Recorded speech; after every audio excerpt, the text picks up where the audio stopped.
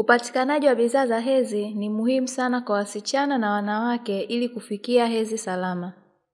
Bidhaa hizi ni pamoja na taulo za kike, vitambaa, visodo, sabuni, nguo za ndani kama chupi na dawa za kupunguza maumivu. Hata hivyo, katika baadhi ya maeneo, upatikanaji wa bidhaa hizi unaweza kuwa na changamoto. Ni muhimu kuelimisha jamii juu ya upatikanaji wa bidhaa za hedhi na matumizi yake ili kulinda afya ya uzazi.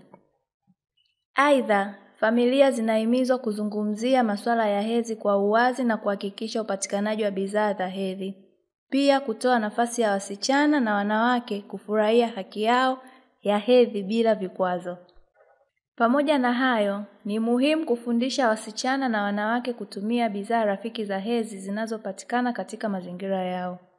Kwa kufanya hivyo itasaidia sana kuhakikisha wanawake na wasichana wanaweza kusimamia hedhi zao kwa heshima na faragha, bila kuingiliwa na changamoto za kimazingira na kipato katika jamii. Tanzania Water Equality Alliance tunajenga kesho iliyo sawa, hatua kwa hatua.